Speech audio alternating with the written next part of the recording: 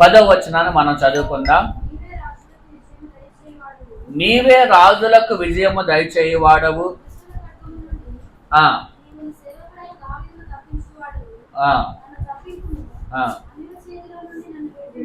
దేవునికి స్తోత్రము కలుగును గాక. ఇక్కడ కీర్తన రాసింది కూడా దావీదే. ఆయన అంటున్నాడు, నీవే చెప్పండి రాజులకు విజయము దయచేయువాడు. రాజులకు విజయము దయచేయువాడు ఎవరు? దేవుడే అంటున్నాడు ఇక్కడ దావీదు. కానీ రాజులకు విజయం అనేది చాలా మంది రాజుల యొక్క ఆలోచన ఏంటంటే వారి సామర్థ్యమును బట్టి, వారి సైనిక బలమును బట్టి. చెప్పండి అందరూ కూడా, విజయము రాజులకు విజయం ఇచ్చేవాడవు నీవే. చాలా మంది రాజులకు విజయం ఎలా వస్తుంది అంటారంటే వాళ్ళు వారి బలమును బట్టి, వారి సామర్థ్యాన్ని బట్టి, వారి సైనిక బలమును బట్టి, వారి రాజ్యమును బట్టి వారికి జయం వస్తుందని అనుకుంటా ఉంటారు. కానీ దావీదు చెప్తున్నాడు, నాకు జయమిచ్చేవాడవు నీవే. చూడండి, దేవుని బిడ్డలు ఎప్పుడు కూడా ఒక విధముగా ఆలోచన చేయాలి. ఎప్పుడు కూడా మనం ప్రతిరోజు కూడా అనేకమైన సమస్యలతో, ఇబ్బందులతో మనం ఉంటాం. అనేకమైన ఆపదలు మనకు వస్తూ ఉంటాయి, అనేకమైన సమస్యలు మనకు వస్తూ ఉంటాయి, అనేకమైన ఇబ్బందులు మనకు వస్తూ ఉంటాయి. కానీ వాటన్నిటిలోంచి జయము దేవుడు మనకి ఇచ్చెను గాక. హల్లెలూయా, దేవునికి స్తోత్రం చెప్పండి అందరూ కూడా. ప్రతి పరిస్థితి మీద జయం పొందుకోవాలి మనం. ఎందుకంటే జయం అనేది నీ ద్వారా కాదు వచ్చేది, అది ఎవరి వలన అంట వచ్చేది జయము? దేవుని వలన వస్తుంది జయము. దావీదు తన జీవితంలో అనుభవించి చెప్తున్న మాటలు ఇవన్నీ కూడా. ఓటమి ఎరగని రాజు ఎవరైనా బైబిల్లో మనకు కనబడుతున్నాడంటే ఆయన దావీదే. ఎక్కడ కూడా ఓడిపోవడం అనేది తెలియదు. ఓటమి అనేది తన జీవితంలో రాలేదంట. అంటే అంత గొప్ప జయము అది నా వల్ల కాదు, నా సామర్థ్యం కాదు, నా బలము కాదు, నా జ్ఞానం కాదు, దేవుని వలన. చెప్పండి, ఎవరి వలన? దేవుని వలన నాకు విజయం వచ్చింది అని చెప్తున్నాడు. హల్లెలూయా. ఈ రోజు మనము ఈ ఎరుక ఉపవాస ప్రార్థనల వలన మీకున్న ప్రతి సమస్య మీద, ప్రతి పరిస్థితి మీద, ప్రతి ఇబ్బంది మీద మీరు జయము పొందుకుందురు గాక. ఈరోజు ప్రభు ఈ వాక్యాన్ని మా యొద్దకు ఎందుకు తీసుకొస్తున్నాడంటే మీ జీవితాల్లో దేవుని ద్వారా జయములు పొందుకోవాలి, దేవుని ద్వారా విజయాలు పొందుకోవాలి. హల్లెలూయా. అయితే ప్రభు మనకి జయం ఎలాగిస్తాడు? మన వాక్యంలో కొన్ని మాటలు చూద్దాం. 98వ కీర్తన 1వ వచనాన్ని మనం చదివితే కనుక జయం అనేది దేవుడు ఎలాగిస్తాడు?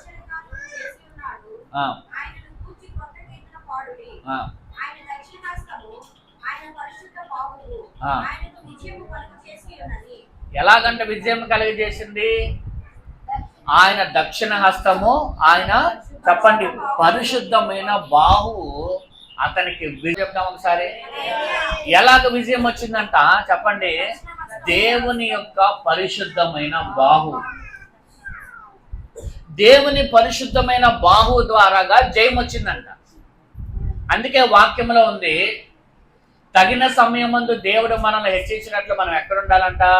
ఆయన బలిష్టమైన రెక్కల క్రింద. ఆయన హస్తాలలో ఎవరైతే వస్తారో, ఎవరైతే దేవుని హస్తాలలోకి వస్తారో ఆ హస్తాలు ఏం చేస్తాయంట? వారికి జయం అనుగ్రహిస్తాయంట. దేవునికి స్తోత్రము కలుగును గాక. ఇప్పుడు మనము జయము పొందుకోవాలి. మన పరిస్థితుల మీద, మన సమస్యల మీద, మన ఇబ్బందుల మీద మనం పోరాడుతున్నాం.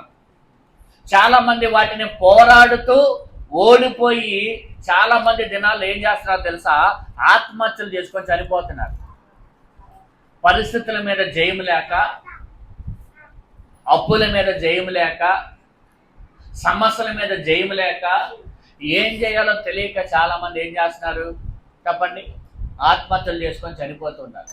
కానీ క్రైస్తవుడికి గొప్ప ఆదరణ ఏంటో తెలుసా? వాటి మీద యేసయ్య మనకి జయమిచ్చును గాక. దేవుని స్తోత్రం చెప్పండి. యేసయ్య మనకి ఏమిస్తాడండి? జయమిస్తాడు. యేసయ్య మనకి జయం ఇవ్వాలంటే మొదటగా మనం ఎక్కడికి రావాలంటే ఆయన హస్తాలలోకి రావాలి. దేవునికి స్తోత్రం. వాక్యంలో ఉంది, ఆయన అంటాడు, నా అరచేతిలో నిన్ను నేను చెక్కుకున్నాను. దేవుని హస్తాలలో మనం రావాలి.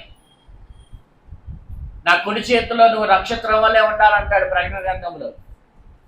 అంటే దేవుని హస్తాలలోకి ఎవరైతే వస్తారో దేవుని యొక్క పరిశుద్ధమైన బాహు వలన ఏమొస్తుందంట, విజయం దేవుడు ఇస్తున్నాడు. హల్లెలూయా. కాబట్టి ఈ రాత్రి ప్రియ దేవుని ప్రజలారా, మనందరం కూడా ఎక్కడ ఉండాలంటే దేవుని హస్తాలలోకి రావాలి. చెప్పండి, ఎక్కడ రావాలి? ప్రభు హస్తాలలోకి మనం వచ్చినప్పుడు ఆయన మనకేమిస్తాడంటే ప్రతి పరిస్థితి మీద కూడా గొప్ప జయము దేవుడు మనకి ఇచ్చిన దాక. రెండవదిగా మనం చూద్దాం, ప్రసంగి గ్రంథము 9:11 చూడండి. ప్రసంగి గ్రంథము 9:11.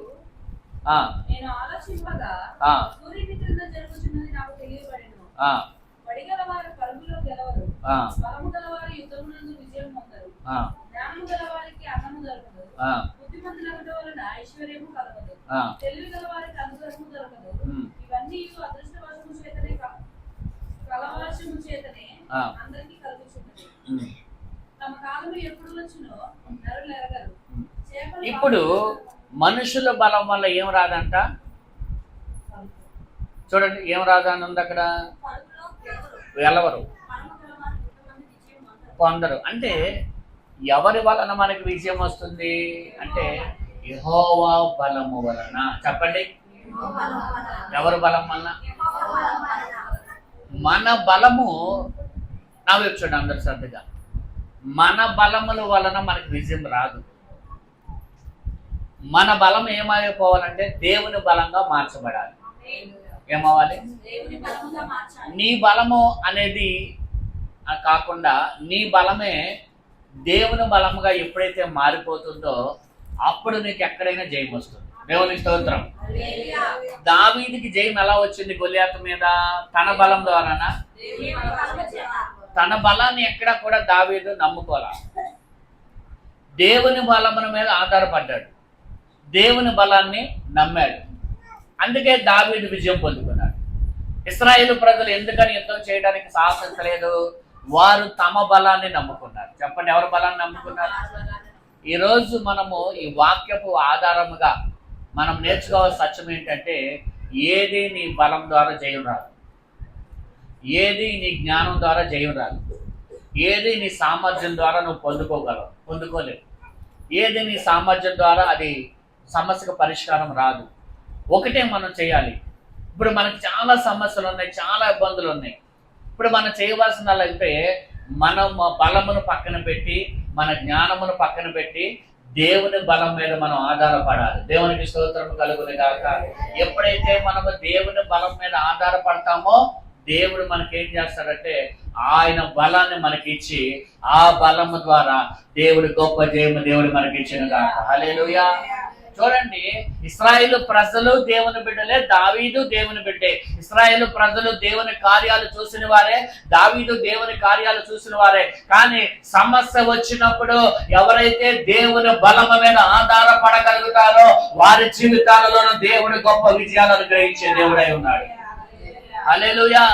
ఇప్పుడు మీరందరూ దేవుని బిడ్డలే, కానీ మీ అందరూ కూడా సమస్య వచ్చినప్పుడు, పరిస్థితులు వ్యతిరేకంగా మారినప్పుడు, ఇబ్బందుల కొలమునకు మీరు వెళ్ళినప్పుడు మీరు దేవుని యొక్క బలమును మీరు ఆశ్రయించగలిగితే ఆ సమయంలో అప్పుడు మీ ఆ పరిస్థితి మీద, ఆ ఇబ్బంది మీద, ఆ సమస్య మీద దేవుడు గొప్ప జయము మీకు అనుగ్రహించును గాక. హల్లెలూయా.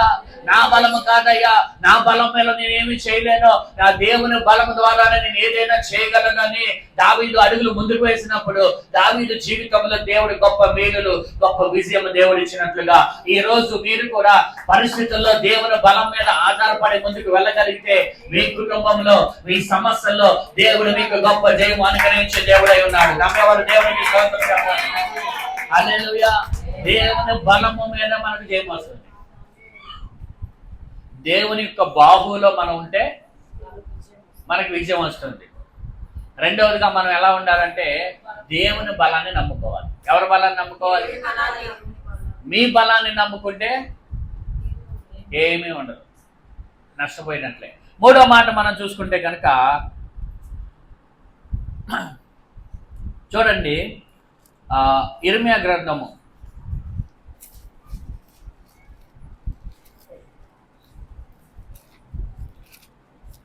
31 ఈ 2 చేతులు ఉన్నాయి తీసేస్తారు, నేను ఒక చేత్తో కదా కష్టం. ఇర్మియా గ్రంథము 1వ అధ్యాయము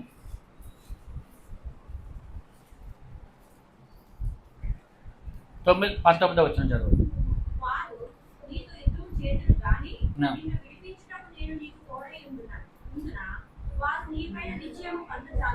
ఇక్కడ ఇర్మియాకి దేవుడు ఇర్మియాతో మాట్లాడుతున్నాడు. సందర్భం ఏమిటి? ఇర్మియా ప్రవక్త మనం గమనిస్తే గనక చూడండి, ఇర్మియా ప్రవక్త యొక్క పరిచర్య చాలా డిఫరెంట్గా ఉంటుంది. అందరు నా వైపు చూడండి, చదవద్దు. ఇక్కడ విషయాన్ని మనం నేర్చుకోవాలి. ఇర్మియా ప్రవక్త యొక్క పరిచర్య చాలా డిఫరెంట్ పరిచర్య. ఎందుకంటే ప్రజల దగ్గరికి వెళ్ళి దేవుడు నిన్ను దీవిస్తాడు అని చెప్పే ప్రవక్తలను అందరూ కూడా ఏం చేస్తారో తెలుసా? గౌరవిస్తారు, సన్మానిస్తారు. కానీ ఇర్మియా ప్రవక్త పరిచర్య అది కాదు. ఇదిగో నీకు దేవుడు ఫలానా శిక్షిస్తాడు, దేవుడు ఫలానా నీకు అలా చేస్తాడు, నువ్వు అలా చేస్తున్నావు, దేవుని యొక్క ఉగ్రత నీ మీదకి వస్తుంది అని చెప్పే పరిచర్య అంట. ఇప్పుడు ఎవరి దగ్గరికైనా వెళ్ళి మీరు ఇలా అయిపోతారు, మీరు అలా పని చేస్తున్నారు కాబట్టి మీరు ఇలా అయిపోతారని మీ దగ్గరికి వచ్చి నేను చెప్పారనుకోండి, ఈ పాస్టర్ గారు ఎవరో చెప్పిస్తున్నాడు, ఏమంటారు? ఈ పాస్టర్ గారు ఎవరో చెప్పించాడండి, ఈయన దీవించాలి కానీ అని అంటారు కదా. కానీ ఇర్మియా పరిచర్య అంతా ఎలా ఉంటుందో తెలుసా? దేవుడు ఏం చెప్పి పంపించాడు? ఇర్మియా తన పరిచర్య అంతట్లో కూడా చాలా ఇబ్బందులు ఎదుర్కొన్నాడు ప్రజలతో. చాలాసార్లు ఇర్మియాని గుంట్లో పడేశారు, చంపాలని చూశారు. ఎన్నో శ్రమలు, ఎన్నో బాధలు. కన్నీటి ప్రవక్త ఇర్మియా. ఎవరండి? కన్నీటి ప్రవక్త. ఇర్మియా ఏది చెప్పినా కూడా ప్రజలతో మీరు అలా అయిపోతారు, ఇలా అయిపోతారా, మీరు అలా పనులు చేస్తున్నారు కాబట్టి దేవుని ఉగ్రత మీ మీదకు వస్తుందని చెప్పమని పంపించేవాడు. ఇప్పుడు ఒక మేలు పలకమని చెప్తే సంతోషంగా వెళ్తారు, కానీ ఒక కీడు పలకమని వెళ్తే ఎవరు వెళ్తారు చెప్పండి? వెళ్తారా? అమ్మా మీకు ఇలాంటి పరిస్థితి వచ్చింది, మీరు అలా చేస్తున్నారు కాబట్టి అంటే ఈయనేం పాస్టర్ రాజు చెప్తున్నాడు, ఈ సంఘం వేసి వేరే సంఘానికి వెళ్ళిపోతుంటాడు. ఆశీర్వాదాలు చెప్పే పాస్టర్ దగ్గరికి నేను వెళ్ళిపోతా. నచ్చదు జనాలకి చాలా మందికి. కానీ ఇర్మియా ప్రవక్త పరిచర్య కూడా అంత అలాగే ఉంటుంది. హల్లెలూయా. అందుకే ఇక్కడ అంటున్నాడు, ఇర్మియాతో అంటున్నాడు కదా, వారు ఏం చేస్తారంట?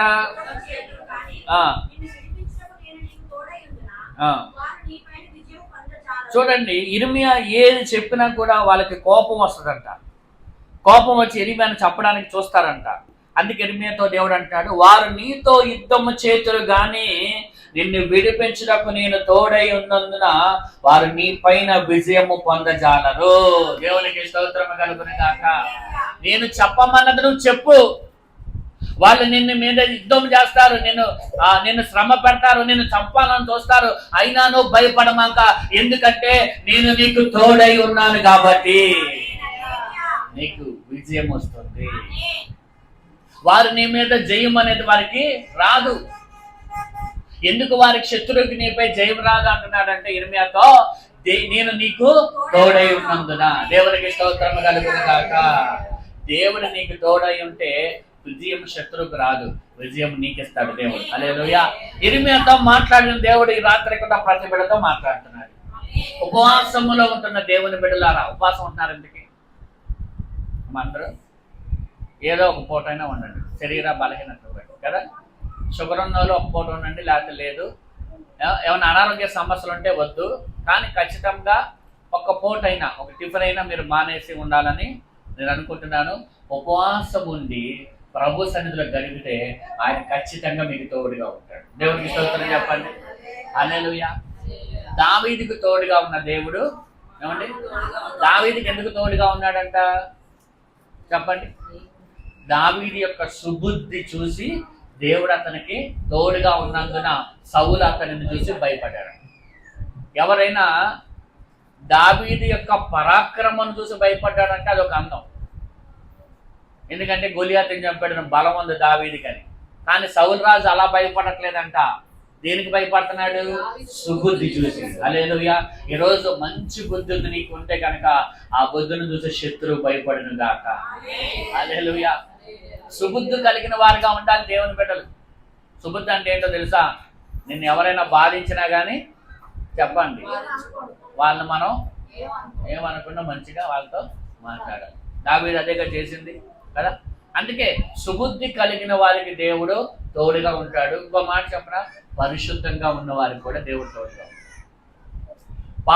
పాపం చేసిన ఎడల దేవుడు నీ యొద్ద నుంచి తొలగిపోతాడు. కారణం ఏంటి?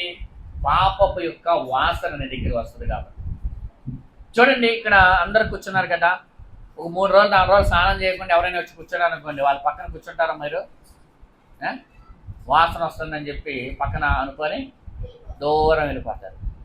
మరి పాపపు యొక్క వాసన పరిశుద్ధమైన దేవుడు కనుక ఆయన నీకు తోడుగా ఉండాలంటే ఆయన నీ దగ్గరికి రావాలి, ఆయన నీ పక్కన ఉండాలి. ప్రభు నీ పక్కన ఉండాలంటే నీ దగ్గర ఏం వాసన రావాలి చెప్పండి? సువాసన. ఏ సువాసన? పరిశుద్ధత అనే సువాసన నీ దగ్గరికి రావాలి. హల్లెలూయా.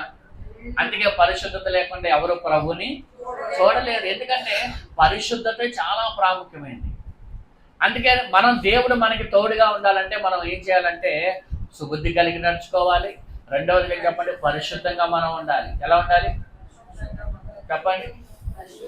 పరిశుద్ధంగా మనం ఉండాలి. మూడవదిగా, నువ్వు ప్రభు దగ్గరికి వస్తే ఆయన నీ దగ్గరికి వస్తాడు. అర్థమైందా? నువ్వు ఎక్కడికి రావాలి? వస్తే దేవుడు నీ ఎందుకు వస్తాడు. దేవునికి స్తోత్రం కలుగును గాక. మూడో విజయం ఎలా వస్తుందంటే దేవుడు మనకి తోడుగా ఉండడం వలన విజయం దేవుడు ఇస్తాడు. మొదటిగా దేవుని యొక్క చెప్పండి బాహు వలన,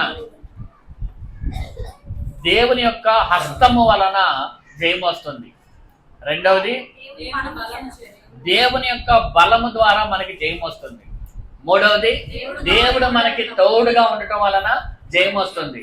నాలుగవది, రోమాపత్రిక 8:37. ముందు చెప్తే తీసేస్తున్నారు, ఈసారి ఎలా చెప్పడం. రోమాపత్రిక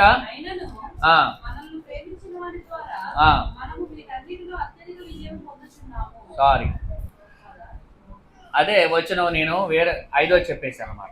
చూడండి, విజయం అనేది ఎలా వస్తుందంట? 4వదిగా, మనలను ప్రేమించిన వాని ద్వారాగా. 8:37 ఏముందండి?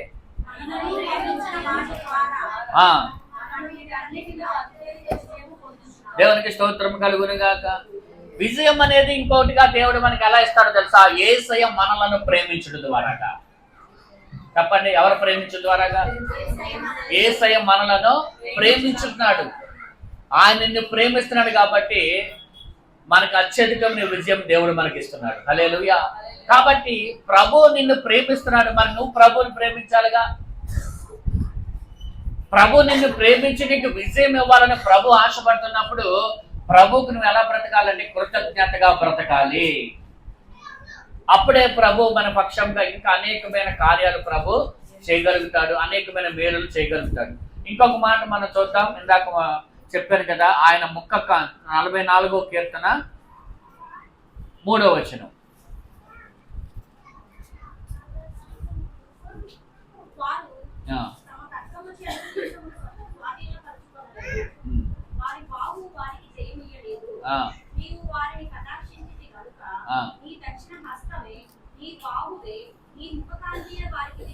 చూడండి, అక్కడ బాహు అన్నాడు, దక్షిణ హస్తం అన్నాడు, మూడవదిగా ముఖ కాంతి. దేవునికి స్తోత్రం కలుగును గాక.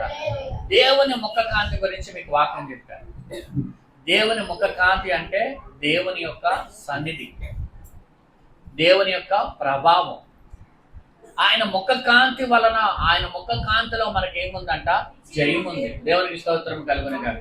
అందుకే మనం పాడతాం, ఏం పాట? నీ ముఖ, అది ఈరోజు ఉదయం కూడా పాడారు పాట కదా, స్టార్టింగ్. నాకు ఆ పాట అంటే చాలా ఇష్టం. నీ ముఖ దర్శనం కావాలి ప్రభా.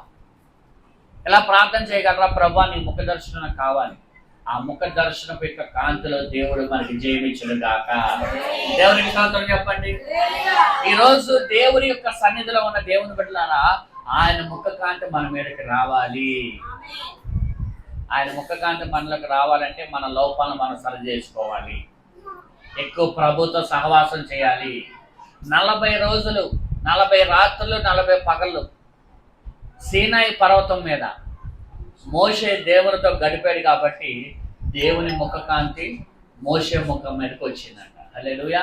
అంటే ప్రభుతో ఎవరైతే ఎక్కువగా సహవాసం చేయగలుగుతారో వారికి దేవుని ముఖకాంతి వారి మీదకి వస్తుంది. దాని ద్వారా దేవుడు గొప్ప జయమిచ్చును గాక. హల్లెలూయా. ఇప్పుడు ఈ 47 రోజులు ఏం చేయాలి? ఎక్కువగా పని చేయకూడదు. ఎక్కువగా ఏం చేయాలమ్మా? ఏం చేయాలి? మరి ఏం చేస్తున్నావు? ఎక్కువగా ఏం చేయాలి?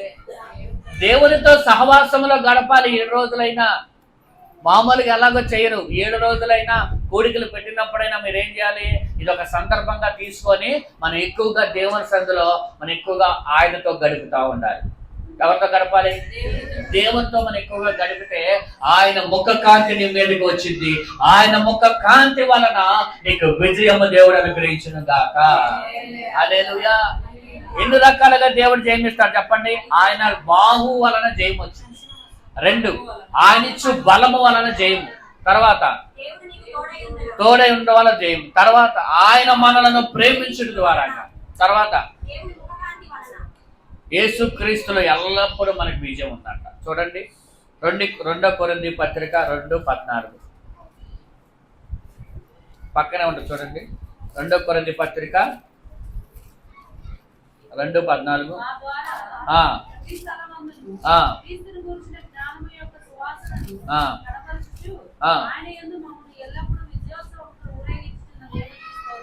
ఎల్లప్పుడూ చూడండి యేసయ్య ఎలా ఇస్తున్నాడంట జయము? ప్రతి విషయంలో ప్రతి పరిస్థితిలో దేవుడు జయమించును గాక. దేవునికి స్తోత్రం చెప్పండి. ఎల్లప్పుడూ మమ్మల్ని విజయోత్సవముతో ఊరేగిస్తున్న దేవునికి స్తోత్రము కలుగును గాక. పౌలు యొక్క జీవితంలో అనుభవించి చెప్తున్నాడు. ఆయన మాకు సువార్త ప్రకటిస్తున్న సమయంలో అనేకమైన ఆపదలు వచ్చినాయి, అనేకమైన ఇబ్బందులు వచ్చినాయి, అనేకమైన ఇరుకులు వచ్చినాయి. అయినా సరే ఎల్లప్పుడూ ప్రభు మాకు తోడుగా ఉండి ప్రతి విషయంలో మాకు ఏమిస్తున్నాడంట? జయం అనుగ్రహిస్తున్న దేవునికి స్తోత్రము కలుగును గాక. పౌలు జీవితంలో ప్రతి సమయంలో కూడా దేవుడు విజయం ఇచ్చాడని రాయబడి ఉంది. హల్లెలూయా. ఈరోజు పౌలు చెప్తున్న సాక్ష్యాన్ని మన జీవితంలో కూడా దేవుడు చేసే దేవుడై ఉన్నాడు. ప్రతి పరిస్థితిలో ప్రతి సమయంలో కూడా ఎల్లప్పుడూ దేవుడు మనకు జయం ఇచ్చును గాక. యేసుక్రీస్తు నామములో నేను ప్రకటిస్తున్నాను, మన సంఘములకు దేవుడు అనేకమైన జయములు ఇవ్వబోతున్నాడు. మీరు నమ్మండి, దీన్ని తీసుకోండి. గొప్ప జయములు దేవుడు మనందరికి ఇచ్చును గాక. జయములు రాకపోవడానికి గల కారణాలు ఏంటి? సమయం అయిపోయింది, చెప్తున్నాను. 1, దుష్టులుగా ఉన్న వారికి జయము కొద్ది కాలం మాత్రమే ఉంటుంది. యోబు గ్రంథము 24. దుష్టులకు విజయము కొద్ది కాలం మాత్రమే ఉంటుంది. తాత్కాలికమైన విజయం ఎవరికి? దుష్టులు అనబడిన వారికి. కొంతకాలం వారికి ఏదో విజయం ఉన్నట్లుగా ఉంటుంది, కానీ అది శాశ్వతంగా విజయం అనేది ఉండదు. మొదటి మాట. 2వ మాట చూడండి. 2వ మాట సామెతలు 28:13. పాపమును దాచిపెట్టడం వలన విజయం రాదు. 2వ మాట ఏంటి? అతిక్రమం అంటే ఏంటి? అందరు తలల పైకెత్తండి. మనలో ఉన్న లోపాలను మనం దాచుకుంటే మనకేం రాదు చెప్పండి. మొదటిగా దుష్టులకి, దుష్ట సంబంధమైన ఆలోచనలు కలిగిన వారికి జయం అనేది తాత్కాలికం. కొద్ది కొద్ది కొద్ది కొద్ది కొద్ది సమయము దుష్టులకి ఎంత? కొద్ది కాలం మాత్రమే. 2వది విజయం ఎవరికి రాదంటే అతిక్రమములను దాచిపెట్టిన వాడికి. చూడండి, చాలా మంది వారిలో ఉన్న లోపాలు వారు గుర్తించట్లేదు, వాటిని ఒప్పుకోట్లా. వాటిని ఏం చేస్తున్నారంటే దాచిపెడతా ఉన్నారు. అందుకనే మీకు విజయం మీ జీవితాల్లో ఏం కలగట్లేదు. కొంతమంది కంటే విజయం కాదు, అదేదో పెద్ద లోపంలాగా మీకు అనిపించట్లేదు. అది చిన్నది కూడా నీ విజయానికి అది ఆటంకం అవుతుంది, నీ ఆశీర్వాదానికి అది ఆటంకంగా మారుతుంది. గుర్తుపెట్టుకోండి. చూడండి, చిన్న పెద్ద సంచి ఉందండి. పెద్ద సంచిలో చిన్న బెజ్జం ఉంది. ఆ సంచి తీసుకొని వెళ్తా ఉంటే ఏమవుతాయి? అన్నీ కూడా అన్నీ పోతాయా లేదా? చెప్పండి, పోతాయా లేదా? చిన్నదే కదా బెజ్జం, అంత పెద్ద సంచికి అమ్మ అందరు చూడండి తల, అంత పెద్ద సంచికి చిన్న బెజ్జమేగా పడింది, ఏమైంది? కానీ ఆ చిన్న బెజ్జం ఏమైంది? నిదానంగా పెద్దదిగా మారిపోతూ ఉంటుంది. ఆ తర్వాత అందులో అన్నీ కూడా పోతాయి. చిన్న బెజ్జం మనకి ఎక్కడైనా పడింది అనుకోండి, మీ డ్రెస్కో చీరకో షర్టుకో, అదేమైపోద్ది? నిదానంగా అయిపోతలేదా? చూడండి, ఒక వ్యక్తి పడవ వేసుకొని అలా వెళ్తున్నాడు నీటి మీద, చిన్న బెజ్జం పడింది. అంత పెద్ద పడవకి చిన్న బెజ్జమే కదా అనుకుంటే ఏమైతుంది? టైటానిక్ షిప్ తయారు చేసినాడంట, నేవీ వాళ్ళు కానీ అందులో ఉన్న కానీ చాలా గర్వించారంట. దేవుడు కూడా ఈ షిప్ని ముంచలేరు అని గర్వంగా మాట్లాడారంట వాళ్ళంతా. మొన్న ఒక రీల్లో చూశారు, చాలా గర్వంగా మాట్లాడారంట. అందులో ఉన్న వారందరూ కూడా చాలా ధనవంతులంట, వజ్రాలు బంగారం అన్నీ కూడా అందులో తీసుకొని వెళ్తున్నారంట. సినిమా చూసుంటారులే, మీకు అన్ని తెలుసులే కదా. ఆ షిప్ ఏది ముంచజాలనంత మంచి షిప్, పెద్ద షిప్ తయారు చేసుకున్నారు వాళ్ళు. దేవుడు కూడా దీన్ని ముంచలేడని విజయ గర్వంతో వాళ్ళు ముందుకు వెళ్ళారంట. కానీ ఒక్క చిన్న మంచు కొండ ఏం చేసింది? ఆ షిప్ని ముంచేసింది. చూడండి, అవునా కాదా చెప్పండి? తర్వాత వాళ్ళ ధనము కాదు, ఏది కాదు, వాళ్ళని ఎవరు కూడా కాపాడలేకపోయారు. కొంతమంది గర్వంతో ఉంటారు, ఏమన్నా ఎప్పుడు కూడా మన గర్వమే మన నాశనానికి నడిపిస్తుంది. హల్లెలూయా. చూడండి, మనం ఏది కూడా దాచిపెట్టుకోకూడదు. మనలో ఉన్న లోపాలన్నీ కూడా ప్రభు దగ్గర ఏం చేయాలి? ఒప్పుకోవాలి, విడిచిపెట్టాలి. అప్పుడు వాళ్ళు ఏమవుతారంట? వర్ధిల్లుతారు. దేవునికి మహిమ కలుగును గాక. అతిక్రమంలో ఒప్పుకొని విడిచిపెట్టిన వాడు ధన్యుడు, వాడు వర్ధిల్లుతాడని బైబిల్ చెప్తుంది. అతిక్రమం దాచిపెట్టిన వాడికి ఏమవుతాడంట? ఏమన్నాడు? వర్ధిల్లడు. విజయం అనేది అతనికి రాదు. చూడండి, మూడవదిగా సోమరితనము వలన విజయం రాదు. సోమరులకు విజయం అనేది రాదు. సామెతలు 10:4 ఉంది, సోమరులకు ఏం రాదు?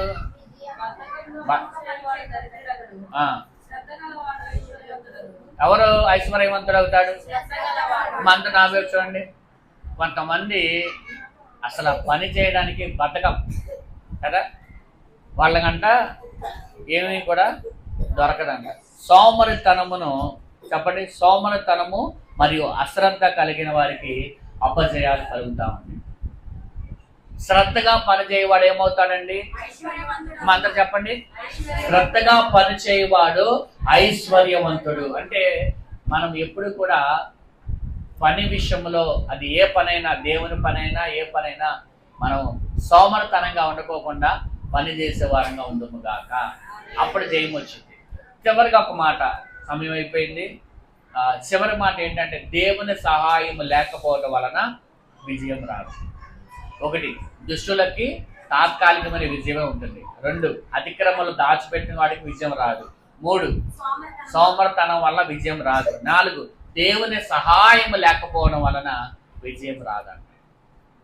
కాబట్టి విజయము మనకి ఎలా రాదో తెలుసుకున్నాం, విజయం ఎలా వస్తుందో కూడా మనము తెలుసుకున్నాం. హల్లెలూయా. దేవుడు మనల్ని ప్రేమించడం వలన మనకి విజయం వస్తుంది. దేవుని యొక్క బాహు వలన మనకి విజయం వస్తుంది. దేవుని యొక్క బలము వలన మనకి విజయం వస్తుంది. దేవుడు మనకి తోడుగా ఉండడం వల్ల విజయం వస్తుంది. హల్లెలూయా. కాబట్టి ప్రభు యొక్క ఎప్పుడు కూడా ప్రభు సన్నిధిలో గడపడానికి ఇష్టపడితే ఆయన హస్తము, ఆయన తోడు, ఆయన ముఖ కాంతి అన్ని మనకి తోడుగా ఉండి మనకి జయం దేవుడు అనుగ్రహించును గాక. ఈ వాక్యము దేవుడు దీవించును గాక.